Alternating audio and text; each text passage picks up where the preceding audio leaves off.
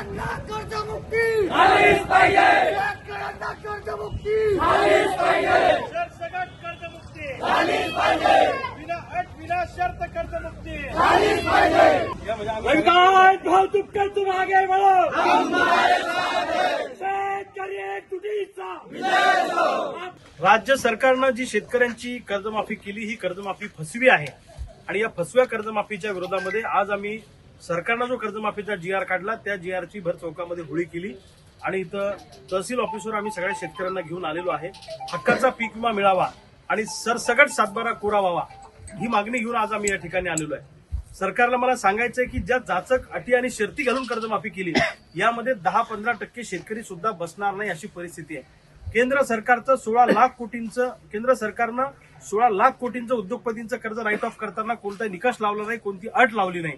मग शेतकऱ्यांना कर्जमुक्ती द्यायची असताना तुमच्या जाचक अटी आणि निकष आमच्या आडवे काय येतात हा खऱ्या अर्थानं प्रश्न आहे. सोयाबीनला भाव दिला नाही सरकारने, कापसाला भाव दिला नाही म्हणून आमच्यावर कर्ज झालं. जेव्हा पिकलं तेव्हा लुटलं, आता देणं घेणं फिटलं. आम्ही तुमचा 1 रुपया सुद्धा देणं लागत नाही कारण तुम्ही आमच्या खिशावर दरोडा घातलेला आहे. त्यामुळे सरसकट कर्जमुक्ती झाल्याशिवाय आणि हक्काचा पीक मिळाल्याशिवाय लढा थांबणार नाही. आज जळगाव जामोदमधून आम्ही आंदोलनाचा एल्गार पुकारलेला आहे आणि सबंध महाराष्ट्रभरातला शेतकरी सरसकट कर्जमुक्तीसाठी आणि हक्काच्या पीक विम्यासाठी येणाऱ्या काळामध्ये तुम्हाला रस्त्यावर दिसेल. सरकारला आम्ही सळो का पळो करून सोडल्याशिवाय राहणार नाही. सरकारला जरी वाटत असेल की शेतकऱ्यांचं आंदोलन आम्ही मोडून काढू किंवा शेतकऱ्यांना दाबू, हा त्यांचा गैरसमज आहे. गावगाड्यातला शेतकरी जर खवळला तर सरकारला गुडघ्यावर आणल्याशिवाय आम्ही राहणार नाही. सरसकट कर्जमुक्ती आणि हक्काचा पीक विमा मिळाल्याशिवाय थांबणार नाही. हा निर्धार आम्ही आज सगळ्या शेतकऱ्यांनी या ठिकाणी केलेला.